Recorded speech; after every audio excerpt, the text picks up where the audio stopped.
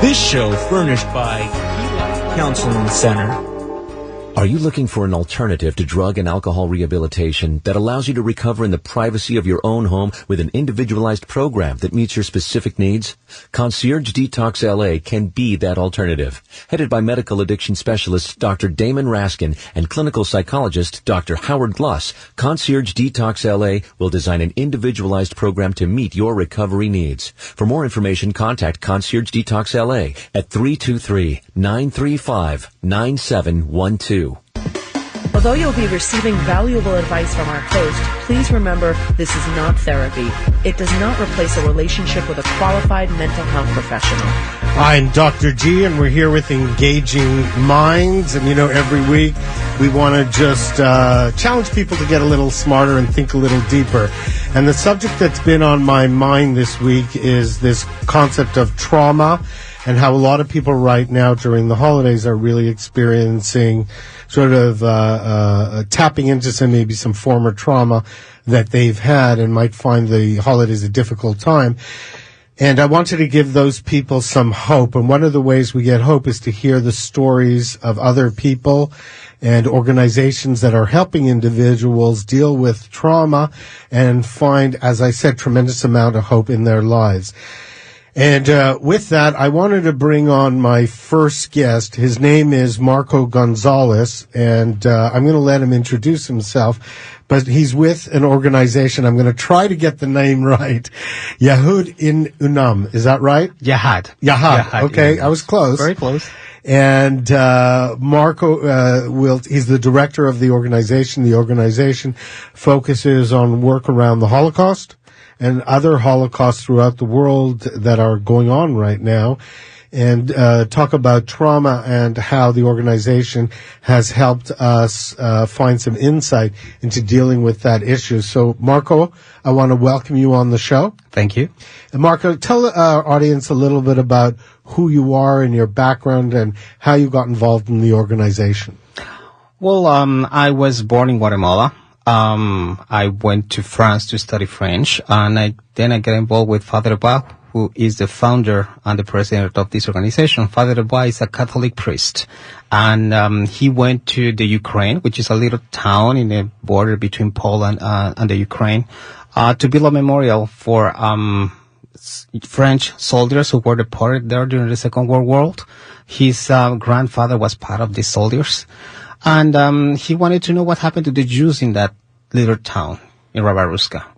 And one day the mayor of that town brought him in the middle of the forest, and a lot of old people came and they told the story because they knew where the last Jews of Rabaruska were shot, and where is the actual killing site in the middle of the forest without any memorial, without any recognition of the victims there. And that's how the organization started. So I'm working with Father Bois since almost 17 years. So the organization been around about 70 years, exactly. And we never thought that this way of killing Jews was going to be the model in Eastern Europe. It's like every time that we speak of the Holocaust and every time that we think of the Holocaust, the image of Auschwitz come to our minds. The image of the gas chambers come to our minds. But in fact, in Eastern Europe, there were no concentration camps. There were no gas chambers. All the Jews were killed, in the little villages, everywhere in Eastern Europe. Now, I'm going to share something with you. Both my parents were Holocaust survivors. And actually, the story that you're talking about Jews being killed in the forest, that's pretty much what my father went through. He was in a small little town in Poland, on the Polish-Russian border, actually near the Ukraine too, that whole area. And he was a little kid and was working in the fields is what he had to do after work and after school. He'd go to these fields and, they were farming, and his mother came running out, ran to the fields, which was a few miles away, and warned them not to come home. And he ended up not coming home, and they went to hide in the forest.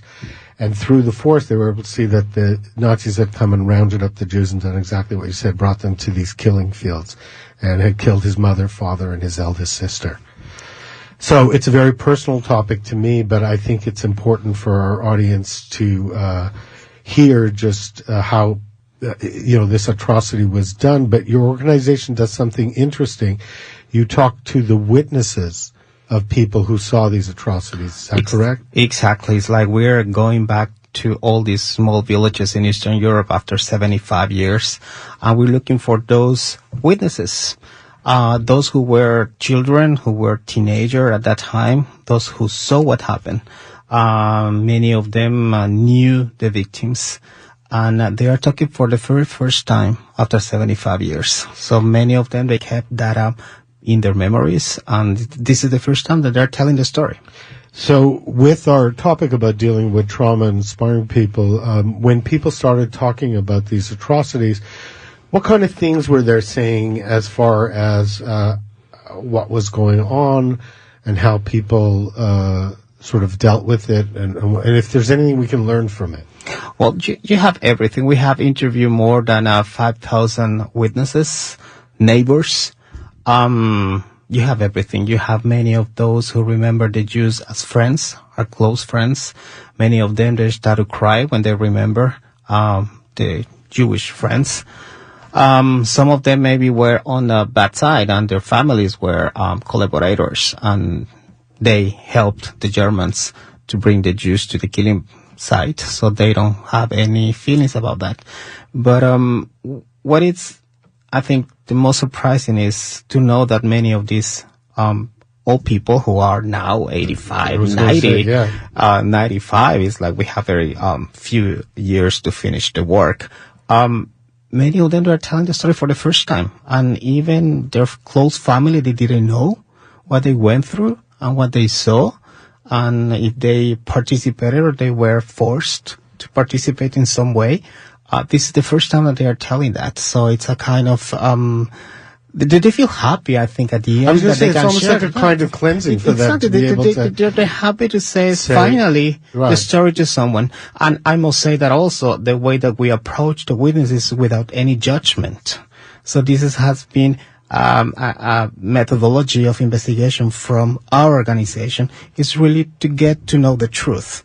Because it's only because of these witnesses that we can confirm the information in many of the archives, but also because of these witnesses, we could find the exact place where the Jews are killed and buried. And I think by telling the truth, when we're talking about the concept of trauma, to be able to share what happened and be able to share the truth with the world, there is a big cleansing, and it also gives us a lot of sort of inside information, because I know your organization doesn't only deal with the Holocaust that happened in Germany, but also atrocities that are going on right now in the world.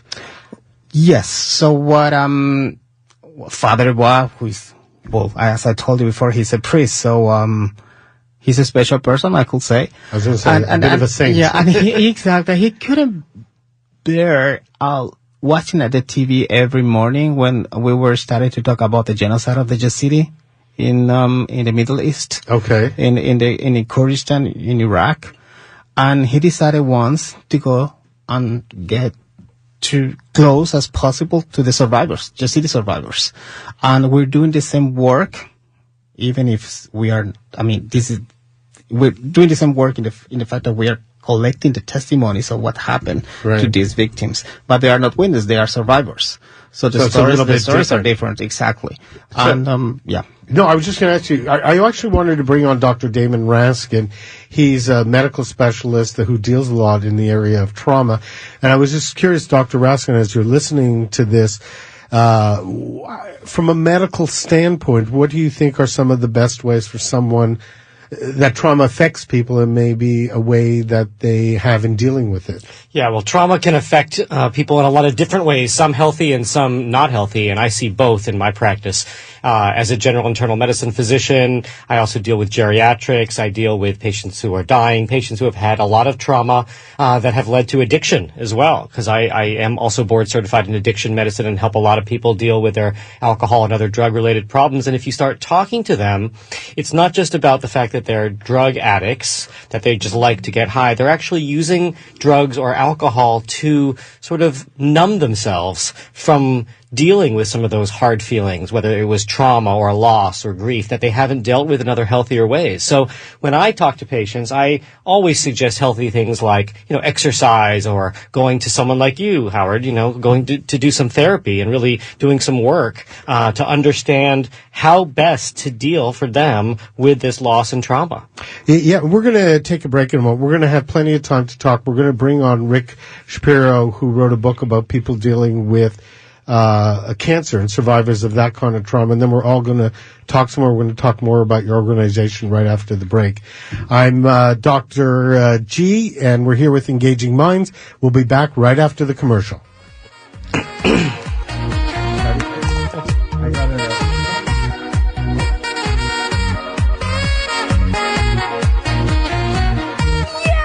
Johnsons don't have that inflatable musical snowman switched on tonight. Yeah, I may or may not have accidentally on purpose cut the wires. I love you.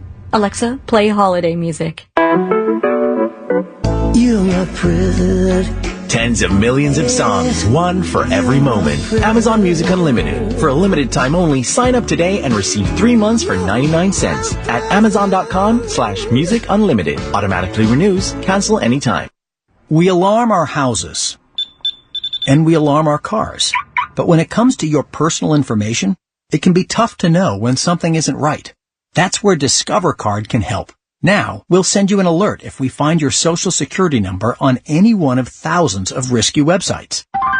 And this service is free for card members. Just sign up online. It's our way of looking out for you, not just your account. Learn more at discover.com/free alerts. Limitations apply. We alarm our houses, and we alarm our cars. But when it comes to your personal information, it can be tough to know when something isn't right. That's where Discover Card can help. Now, we'll send you an alert if we find your social security number on any one of thousands of risky websites. And this service is free for card members. Just sign up online. It's our way of looking out for you, not just your account. Learn more at discover.com/free alerts. Limitations apply. Attention all authors. Page Publishing is looking for authors. Have you written a book and want to get it published? Page Publishing will get your book into bookstores and for sale online at Amazon, Apple iTunes, and other outlets. They handle all aspects of the publishing process for you. Printing, cover art, publicity, copyright, and editing. Call 800-501-3689 now for your free author submission kit. That's 800-501-3689 for your free author submission kit. Again, 800-501-3689. Are you looking for an alternative to drug and alcohol rehabilitation that allows you to recover in the privacy of your own home with an individualized program that meets your specific needs? Concierge Detox LA can be that alternative. Headed by medical addiction specialist Dr. Damon Raskin and clinical psychologist Dr. Howard Gluss, Concierge Detox LA will design an individualized program to meet your recovery needs. For more information, contact Concierge Detox LA at 323-935-9712. Welcome back to Engaging Minds with your host, Dr. Howard Gluss, licensed clinical psychologist. I'm Dr. G, and we are back on the show. We're here with Engaging Minds. As you know, we're here every Sunday between 8 and 9 p.m., and we're talking about the concept of trauma and hearing people's stories, and through telling a narrative of individual stories, it's through that process that a lot of times people get hope. And as Marco Gonzalez had said before, that just the telling of the story is a big cleansing and gains, and in that real process, a lot of people get hope. So I wanted to bring on Rick Shapiro. He is the author of a new book called Hope Never Dies, and it's how 20 late-stage and terminal cancer patients beat the odds. Rick, it's a pleasure to have you on. Are you there? Okay. Rick, can you hear me? I can hear you, yes. Yes, we've landed. Great. So it's great to have you on the show. And I introduce your book. And one of the first things I wanted to ask you, Rick, is what inspired you to write this book? The original inspiration, or the original thought process, emanated from my father's death from cancer on March 29th of 1996. And at the time I felt pretty hopeless when the doctor came up to me and said, "We look at your dad's situation as terminal." I felt helpless because I didn't know what to do. I just assumed that a strict standard of care approach, strictly chemotherapy, radiation therapy, and surgery were the only way to go. And 6 weeks after he was told he was terminal, he passed away. Additionally, in 2001, I had a scare myself, and I had rapidly increasing liver enzymes, which were discovered when I had a test for life insurance. I wanted to increase my life insurance, and the blood work indicated my numbers were way, way north, much higher than they should have been. I had an ultrasound, I had a CAT scan, I had blood work, and the numbers kept getting higher and higher, and my gastroenterologist said, "I want to do a biopsy on your liver." So those were words that were sobering and woke me up. I said, "I'll tell you what, how about if we make a deal? Let's wait 30 days. So in that 30 days, I made radical changes in my nutritional habits. And I went strictly with a plant-based diet, eliminated those cheeseburgers and those French fries piled high.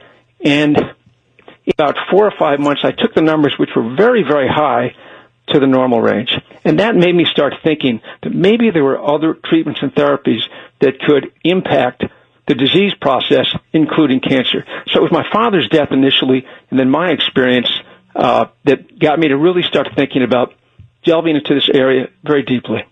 So your own fears and anxieties in some ways got you inspired. I was curious. I was going to ask, we're on with Dr. Damon Raskin, he's an internist, to comment on what you said around nutrition. Well, I think nutrition is of utmost importance, and I'm so glad that you're talking about it. You know, we don't learn enough about it in medical school, in medical training, as I'm sure you probably know, and that's why some of the doctors that you work with your dad was just, you know, it's X, Y, or Z, and that's it. And I'm very open-minded, and I think that there's a lot more out there that we just don't know about, besides just the Western medicine, the surgery and chemotherapy. And I think there's a lot of things that you can offer, you know, hope to patients with cancer, with alternative approaches, including nutrition and many other things as well. I was wondering, when does one choose, and Rick, either of you can answer, when does one choose to do more conventional treatment versus more alternative treatment, or do you combine both? Yeah, first of all, I don't think you have to necessarily choose one over the other. You can go with chemotherapy and also start changing your diet radically and, you know, seeing an acupuncturist and an herbalist and, you know, all of those things. I think they can work together in combination. Rick, any thoughts on that?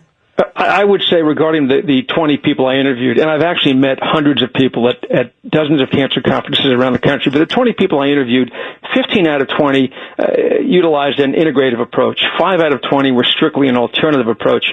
But there's ways to implement chemotherapy, radiation therapy, surgery, and as Dr. Raskin said, nutritional protocols, evidence-based supplemental protocols, exercise regimens, mind-body regimens, and other things with sophisticated doctors based on objective criteria personalized to the individual, not generic therapy. So, exactly, personalized. And, you know, that's something I just wanted to say. You know, Dr. Raskin and I are developing a program right now in Los Angeles called Concierge Detox Los Angeles, and we're both have worked a lot in the drug and alcohol community as far as in rehab, and that was exactly our reason for doing it, is that we wanted to find personalized programs to develop for each person, exactly what you're saying here. That was our inspiration.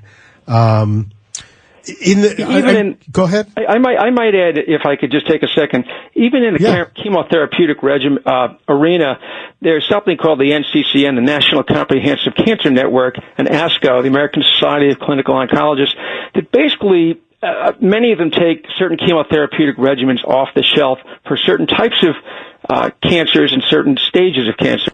There's also some molecular profiling tests as well, but there's also something called functional profiling tests. And in fact, there's a doctor not far from where you were sitting in Long Beach named Dr. Robert Nagurney. And in fact, my perspective is Dr. Nagurney and Dr. Wiesenthal, his former partner, offer a functional profile test. And they look at the actual tissue sample of the individual and test it against 12 to 16 types of chemotherapy. And they evaluate after 1 week in the lab which works best. So you can't get much more personalized than that when it comes to chemotherapy. No, I couldn't agree with that more. And, as a psychologist, I was curious. In your book, you interviewed 20 different people. And I'm going to ask you to generalize a little bit, but what attributes do you think are important for people to have as far as dealing with a cancer diagnosis and trying to overcome it? Because I believe as a psychologist that our psychology plays a lot into our recovery too. It's a great question, and it's an important question. First of all, when somebody is diagnosed with a late-stage cancer, any cancer for that matter, but especially a late-stage or advanced cancer, sometimes their life flashes before their eyes. They can become very anxious. They can have high stress and, in fact, situational depression. It's a tough time, but it's very important to realize that people are not statistics. So when a particular doctor might give you a statistic and say you've got 20% chance to make it 2 years from now, or you might be here only 3 to 6 months, again, you are not a statistic. They are looking at averages of hundreds of thousands of people, if not millions of people over time.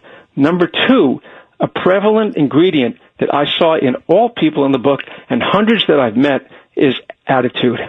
You need to, after that initial few days, a week, 2 weeks perhaps, when you are scared to death, try and find that inner resolve, that fighting spirit, that attitude, which realizes that, you know what, you don't have to be statistic, and that there may be certain therapies out there that can help you tip the scales in your favor in going forward. So that initial attitude and fighting spirit is critical as a foundational cornerstone. And Howard, I'd just like to add that it's not just cancer. I mean, I agree with you completely, and you need that attitude when you're recovering from a stroke or when you're recovering from a heart attack or even when you're recovering from an addiction of any kind. Or when you're recovering from a trauma that happened during a Holocaust. There you go. So I wanted to the reason I wanted to bring you guys together, I want to tie something in.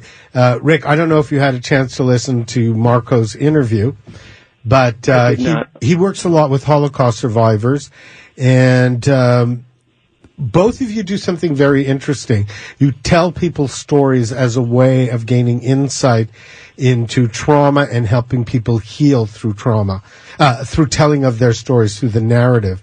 And there was a very interesting connection for me in that. That's part of why I sort of wanted you guys to connect, because it's very personal in both your work. So, Rick, if in your work, let's say if someone gets and I want Dr. Raskin to comment on this too, if someone gets a diagnosis of cancer, and obviously there's a lot of panic involved, what do you think some of the first steps they need to take in order to sort of get the best care possible? Well, in terms of, I'll start from the standpoint of a lot of panic involved. Stress can weaken the immune system, and the immune system plays a key role in detecting cancer, finding it, and fighting cancer. So it's important to try and rein in that stress. So even stress management or relaxation courses have been shown through studies to increase what's called natural killer cell activity, as well as increase the white blood cell counts in human beings to help us fight the cancer and detect it, to keep a strong immune system. So trying to find that calm platform initially.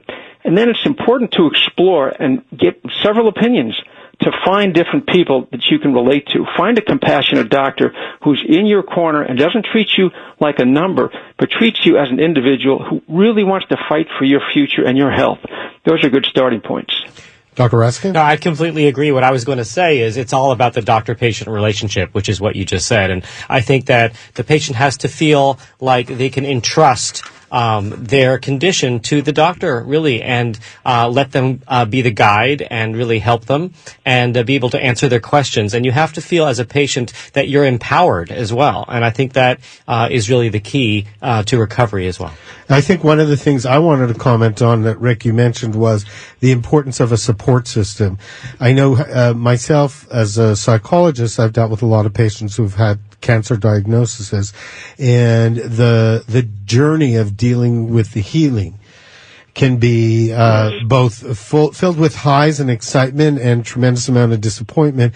So having a secure and a safe place to be able to go and talk to someone about it and work through that process allows people to stay focused and stay hopeful. And that's what your book is about. And that's what our show is about tonight. And I wanted our audience to hear is that trauma, that no matter what trauma is you're facing out there, there is, finding hope is so important in your healing process.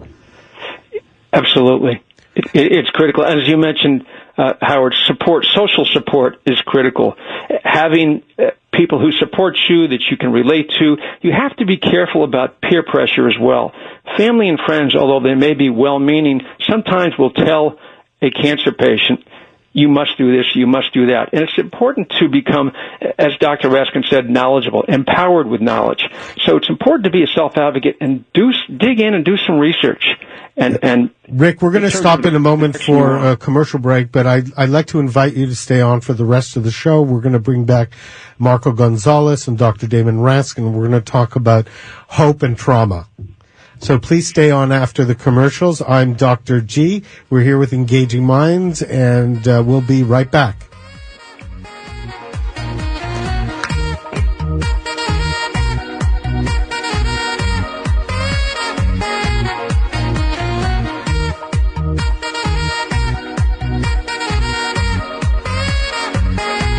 The latest on the Southern California wildfires. And we'll see who gets accused of sexual impropriety over the weekend on the next McIntyre in the Morning. 5 to 10, Get Smart, right here on Talk Radio 790 KABC. If you're a State Farm policyholder and have been affected by the recent wildfire, please contact your State Farm agent. You can also call 1-800-SF-CLAIM or 800-732-5246 to get started. We're taking calls around the clock and responding as quickly as possible because at State Farm, our goal is to help our customers get their lives back to normal. Contact your local agent, call 1-800-SF-CLAIM or visit statefarm.com. I just saved hundreds of dollars by switching to Geico. I've never felt more alive. Disclaimer. Geico cannot guarantee you will feel more alive. You either possess functioning respiratory and circulatory systems, or you do not, or you are a zombie. If you are indeed a brain-starved zombie, and you would like to save money on car insurance, the Geico legal team applauds your excellent life choices, even in your shambling afterlife. But we strongly encourage you to visit geico.com or download the Geico app. Please stay a minimum of 500 feet away from our large and presumably delicious, delicious brains.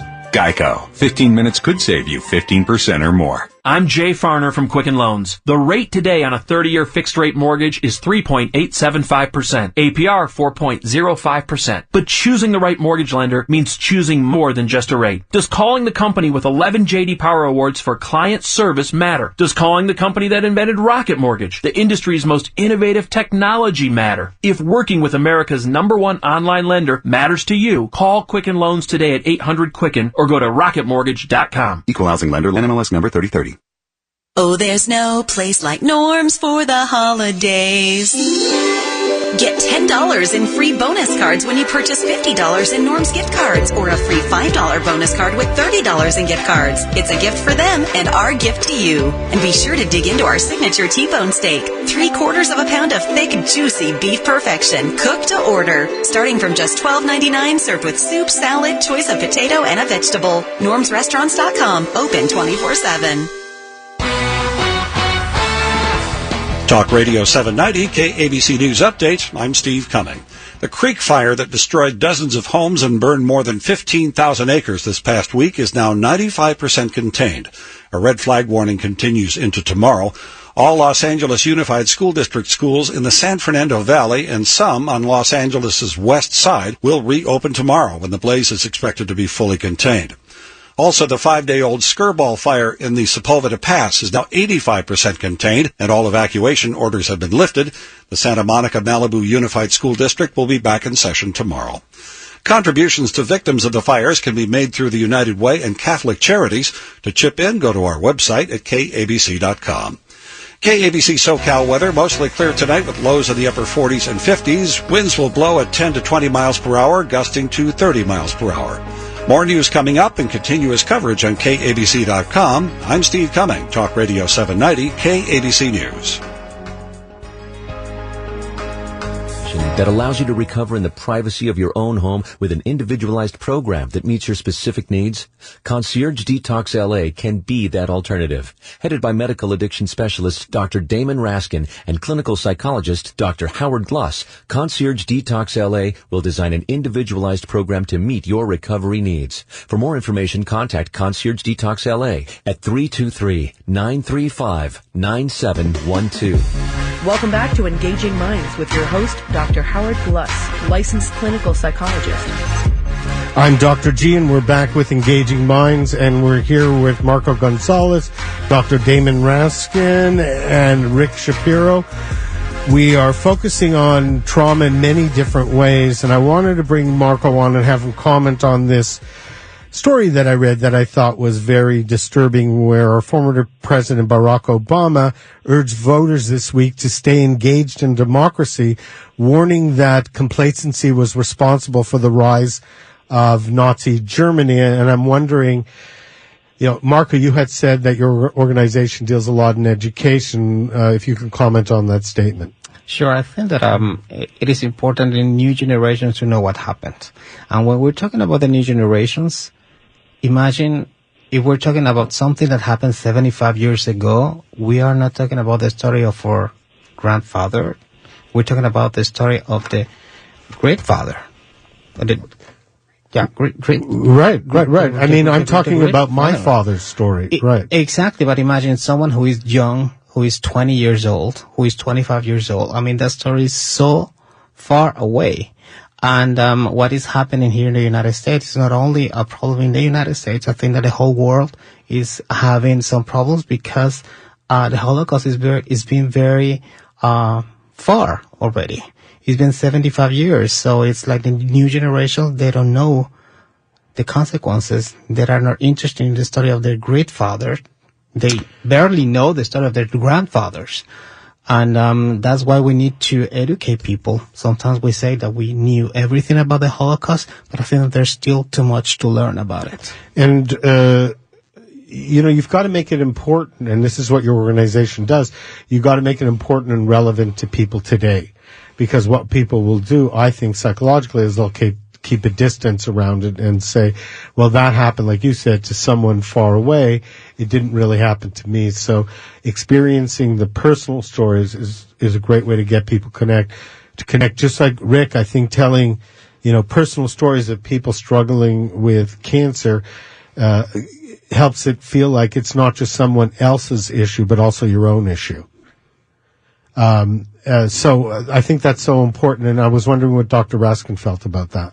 No, I agree. I have many patients who have had cancer diagnosis, and oftentimes after they've gone through the struggle, they come to me and they've beat it. They come to me and they say, if you ever have, I had a patient who had a pretty severe leukemia, and then she had a bone marrow transplant, and she went through all of it. She's doing amazing right now. And she said to me, if you ever have another patient who has anything similar or anything like this at all, please give them my number. I want to be there. I want to be there to help other people in a similar situation. So having that, I think, is very, very important. And Rick, are you there? Oh, I think we may have lost him. No, I'm here. Oh, you're here? Oh, okay. Rick, one of the things I wanted you to address, that when you dealt with people who were sort of dealing with cancer, did you ever have to deal with other medical issues, like issues of addiction that people got in trouble with as a way of dealing of the emotional difficulties they were facing? Do you mean prior to their being diagnosed with cancer? No, actually during their process. I'm wondering, because I've had to deal with that where people maybe started drinking too much because they were getting so depressed about their cancer diagnosis. Not to my knowledge, but I've seen people in my own discussions and counseling become very, very depressed, and it can be hard to get them out of that emotional abyss, if you will, and to focus on the positives and the things that they can do to affect their ultimate outcome going forward. And there's an acronym, the word FEAR. There's a couple of acronyms that come out of FEAR, and one is FEAR, forgetting every available resource, or forgetting everything and running. And we want to get people to realize there are options that they can implement that can turn the corner and stimulate the immune system and affect a lot of the issues that make your body permissive to cancer. So I haven't seen addiction situations, but I have seen people sink into real depression. And Marco, I'm going to ask you the same question. At our break, you were asking Dr. Raskin a question around addiction and trauma, and I'm wondering if you could share that with our audience. Sure. It's just when I listened to Dr. Raskin talking about the alcohol and how many of these people they just try to find a way out becoming alcoholic because they have some traumas. I'm just thinking, well, that's not the case with the just city, which we are interviewing today, who just were rescued from the ISIS. But we did some research also among the indigenous people in Guatemala, because there was during the 80s also some killings there among the indigenous people, and it is incredible to see how many problems of alcoholic there is in all these villages in Guatemala. And many of them is because the trauma, because they were survivors, because they went through so many awful things, and they find they tried to go out of this trauma through the alcohol. And that is something that struggled me a lot. Yeah, and that's what I see.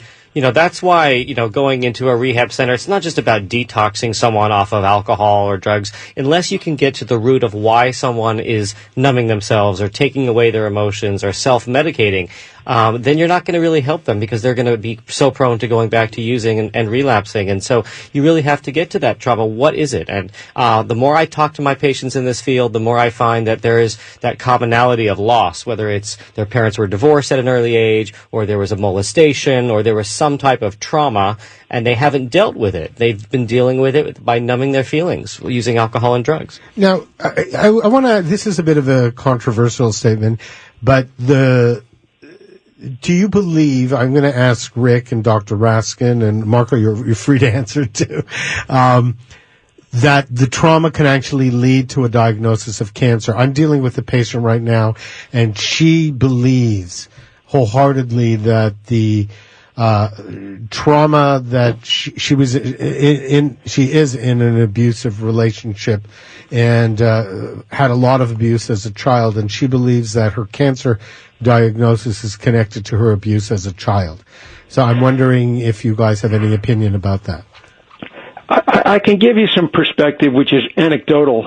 Certainly, I can't point to any epidemiological or observational studies, but I have noticed in a fair amount of people who had abusive upbringings, where a parent was an alcoholic, or a parent threatened the children constantly, or somebody was married to a spouse and was abused in many ways and lived in a high anxiety-ridden environment, or had toxic relationships, if you will, that there seems to be a propensity of that with many cancer patients. Now, of course, it's not a rule. It's not something I can show with statistics, but there may be a connection there, or some kind of correlation, and how that can bring about cancer, if you will. We won't get into the science about genetic mutation, but it certainly could have an impact, among other things.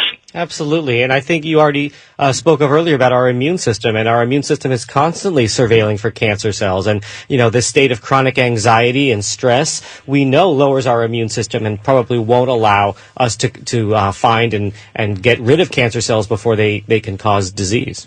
And you know what? Go ahead, Rick. Did you want to say something? Well, you talked earlier, we talked about trauma, you talked about, and Dr. Raskin talked about getting to the root of the problem, and that is critical. And when it comes to getting to the root of the problem, in terms of lifestyle issues, and certainly there are pediatric cancer situations, but most people who get cancer are generally 60 years old and up. So over the course of a lifetime, whether it's poor nutritional habits or people who are sedentary, who don't have the appropriate nutrients in their body, and have toxic relationships and trauma in their background, which is a constant stress, and as Dr. Raskin said, can impact the immune system, and we need a strong immune system to help us detect and fight cancer. And I agree with you. I mean, I think that like we said, this is anecdotal. We're not quoting research studies, but in my observational experience working with patients, I definitely think that someone's stress level is it going to impact maybe their recovery as far as how maybe the severity of the illness, etc.? Again, I'm just talking from some personal experience. So I think that's very important and probably an area that needs more research. You know, I wanted to, Marco, you said something that I think is so interesting. Can you share with our audience about what's going on in Guatemala City now as far as the Holocaust Museum? I just gave it away. Yeah, our organization just opened the first Holocaust Museum in Central America in Guatemala City. And we are just having a lot of visitors. We're working very close with the Ministry of Education in Guatemala, and we're having between 200 and 250 young students coming every day to visit the museum. And what kind of reaction are you getting from people? A lot of interest in what happened during the Holocaust and to know about what happened in the Holocaust. And I will say that also we're working with a population who is exposed to the violence today.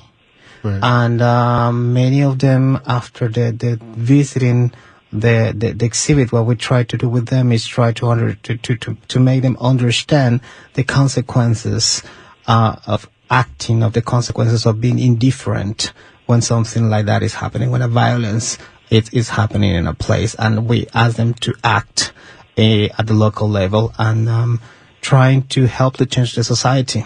And to feel passionate about it, to form that emotional connection. Absolutely. And I will say also, is that many times we say, as I said before, that we spoke a lot about the Holocaust already, but something that we don't realize is that we talk a lot about Hitler and the Germans and the Nazi, and there's a kind of fascination from a part of the world about Hitler. He's been like a model, and many people, they know more about what Hitler did and what the Nazis did than the consequences of the Holocaust and the more than 6 million victims of Jews who were killed during the Second World War. You know, that's so fascinating to me as a psychologist. I want to explore that a little bit more after the break. So we'll be back with Marco Gonzalez, Dr. Damon Raskin, and Rick Shapiro, and we're going to be talking about, in our last segment, finding hope in whatever traumatic experience you're facing. I'm Dr. G. We'll be back right after the commercials.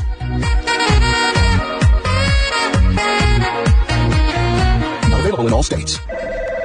Thank you for calling Reese & Irvy's, the future of frozen yogurt. Are you the robot people? Reese & Irvy's Froyo robots? Yes, ma'am. Our Froyo robot serves 7 different flavors of delicious frozen yogurt with up to 6 delicious toppings, all within 60 seconds. We place our robots all over the country. Malls, theaters, theme parks, almost anywhere people want an amazing treat. It's the future of frozen yogurt. And you sell these robots? That's right. Whether you're looking for a full or part-time turnkey business, Reese & Irvy's Froyo robots are available as a unique franchise opportunity across the United States. And how do I find great locations for my robots? Well, actually, we do that for you. Your robots go into high-traffic, secured locations, engage with customers daily, deliver amazing Froyo experiences to customers, and you collect the profits. They work so you don't have to. Well, I definitely want my own Froyo robots. How do I get them? It's easy. Just go to froyofranchising.com and enter promo code 6161. That's froyofranchising.com, promo code 6161. Locations are going fast, so don't wait. Again, that's froyofranchising.com, promo code 6161. Tired of paying outrageous prices for Viagra? Well, we have great news for you. Now you can finally get Viagra at huge discounts. Healthy Man allows you to save up to $500 on Viagra. Why pay U.S. pharmacy prices of $15 per pill or more when you can get Viagra for less than $3 a pill? Call today and get 40 Viagra pills for only $99. This can cost as much as $600 at your local pharmacy. You can't afford not to call us. If you want Viagra at the lowest prices, never pay $15 a pill pharmacy prices again. Get Viagra for less than $3 a pill. Call 1-800-530-4721 today and save up to $500 and get 40 pills for just $99. Healthy Man is fast, easy, and affordable. Operators are waiting at 1-800-530-4721 to take your call now. Call 1-800-530-4721. That's 1-800-530-4721. Again, 1-800-530-4721. Are you looking for an alternative to drug and alcohol rehabilitation that allows you to recover in the privacy of your own home with an individualized program that meets your specific needs? Concierge Detox LA can be that alternative. Headed by medical addiction specialist Dr. Damon Raskin and clinical psychologist Dr. Howard Gluss, Concierge Detox LA will design an individualized program to meet your recovery needs. For more information, contact Concierge Detox LA at 323-935-9712. Welcome back to Engaging Minds with your host, Dr. Howard Gluss, licensed clinical psychologist. I'm Dr. G, and we are back on the show. We're here for our last segment. So for everyone listening out there, one of the most important things I want you to hear is that no matter what traumatic experience you're facing, as you can see from both the stories of Rick Shapiro and Marco Gonzalez and the medical impact of Dr. Damon Raskin, that there's a lot of that there are sort of very different types of traumatic experiences that people are dealing with. But there are some important things you can do, and one of the most important things is to be able to tell your story, find the support you need, get the right care you need. If it's a medical condition, like Marco's organization, find an organization you can get involved with. If you're dealing with, issues of the Holocaust or being a Holocaust survivor or traumatic abuse, PTSD, there's so much help out there. And the most important thing is that you shouldn't be alone in what you're facing, especially during this holiday season. And people are out there to want to help you. So please reach out. And Marco, if people wanted to find out more about your organization, how could they do so? Well, the best is the website. It's the name of the organization, Yahad. Unum, that's the Hebrew and the Latin word, which means together. And what does it mean? Together in Hebrew and in Latin, yes. Okay. And so the spelling is Y-A-H-A-D. So is that the Catholic connection and the Jewish connection? Because the very beginning, the main mission of the organization is to find back all these millions of Jews who were forgotten in the fields in Eastern Europe. And it was an initiative between Christians and Jews. And it was an organization to do things together, but really to act. So not only to do a dialogue, but really to act, do common projects together. Now I'm going to ask you a personal question. There's a lot of things people could choose to get involved with. And I can share with our audience that you're not Jewish. So what was your passion? Why this organization? Well, I think that, first of all, because I believe every morning when I wake up that I'm doing something good to try to change society. And I realize that many times we say it, never again, but things happen after the Holocaust. And it is so important to act, not only to learn from the past as a history, being part of the history, but trying to learn the consequences of what happened and then try to change the future. That's exactly what I think our former president Barack Obama was trying to tell us in his speech recently. So if we're walking around and thinking this is something so far removed from our own psyche right now, I think we're being a little naive, given what's going on in this country. Rick, if people want to get your book or find out more about your work, how could they do so? One of a couple of ways. They could go to the website www.hopeneverddies.com. They could buy the book through the site. They could buy it through Amazon, or they could order it through their local bookstore. Now, I know you're involved in some organizations and speak about this topic too, don't you? Yes, I do. In fact, I'm presenting in March in Florida. But yes, I try and stay on top of the latest science in these particular areas and do research and talk to doctors on the cutting edge and patients and hear what they're doing, because there's a lot to learn from them as well in terms of what they have done and what they haven't done that influenced the course of their cancer. And Rick, I know you're very passionate and are an advocate for cancer recovery. And I'll ask you the same question, even though I know you said you had a scare with cancer. What's kind of inspired you on a personal level to put this much energy and write a book and tell people stories?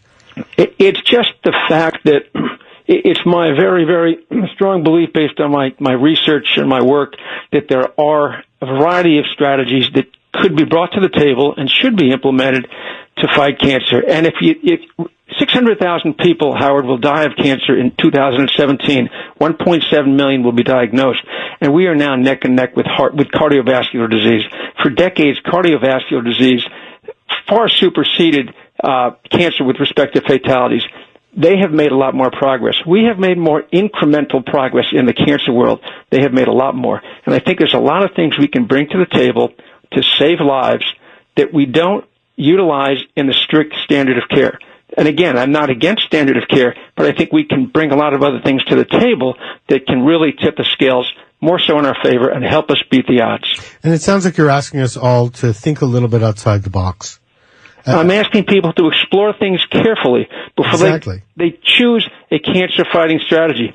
Do your homework, do your research, talk to a conventional oncologist, talk to an integrative oncologist, talk to some alternative healthcare practitioners, against credentialed experts. Right. I know that there's a lot of this information out there. And with that, Dr. Raskin, if people wanted to find out more about your practice or get in touch with you, how could they do so? I also have a website, and that's DamonRaskinMD.com, DamonRaskinMD.com. And I did want to mention that both Dr. Raskin and I are involved in a new company that is called Concierge Detox Los Angeles. And our inspiration, as you heard in the commercials and we talked about before, was this feeling that both of us have seen a lot of patients who have gone to different rehabs and felt as though they weren't getting the care they needed because it wasn't personalized and individualized enough.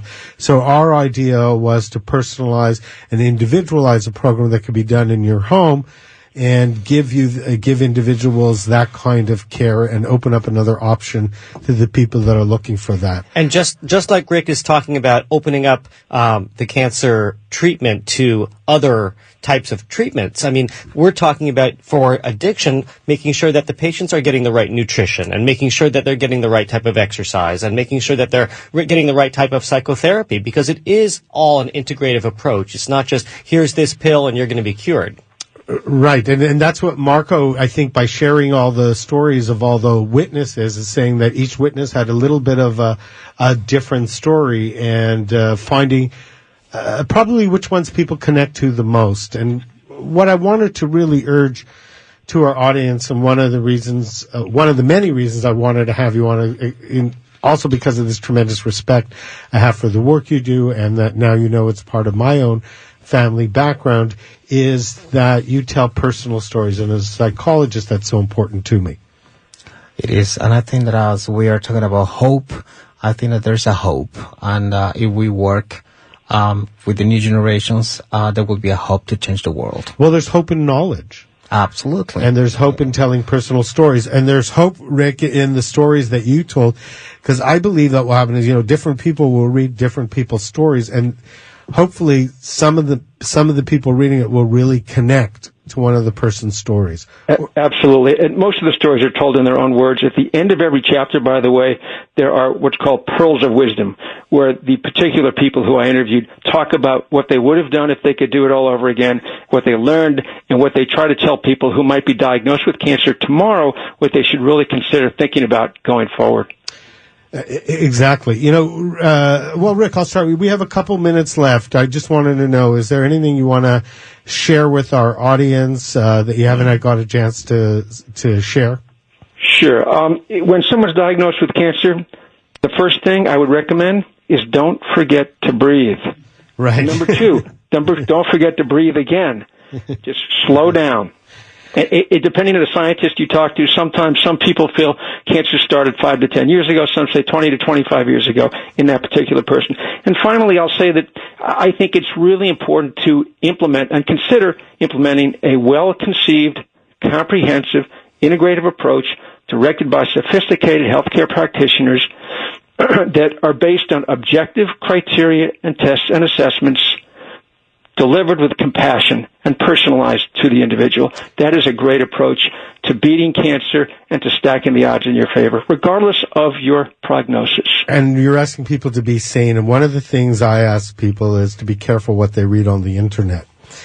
because True. I've had so many patients diagnose themselves through the internet, including myself. To find out I was wrong. And I'll let Dr. Raskin comment on what Rick said. Oh, I think he's absolutely on the money. And I think that the biggest thing we can take from that is hope. And that hope is healing. And hope has a lot of power. And you can't just get a diagnosis and think that all is lost because the doctor told you have 3 months to live, because that doesn't do anyone any good. And you could just give into that and get depressed and drink yourself to death. And I've seen that. And I've seen that too. Yeah. So again, I think hope is key and hope is healthy. And I think if we learn one thing from all of us tonight, it's that hope can get us there. And I think that's important.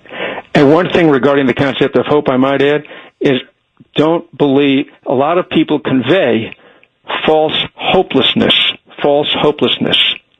Yeah, and you know what? And make sure when you're out there that just because someone else's experience is not necessarily your experience. So be careful Correct. what you listen to. Marco, we have a minute left. Any thoughts to share? Well, I think that, as I said before, hope is the most important thing to remember tonight, because even if we are doing work which is very different, and we're doing work with witnesses, with survivors, I think that the hope is that the world is going to change. And that is very inspirational. So with that, I want to thank everyone for coming on the show. And we'll be here next week. As you know, we're here every Sunday with different topics from a psychological point of view. I'm Dr. G, and I'll catch up with you next week. This show furnished by Key Light Counseling Center.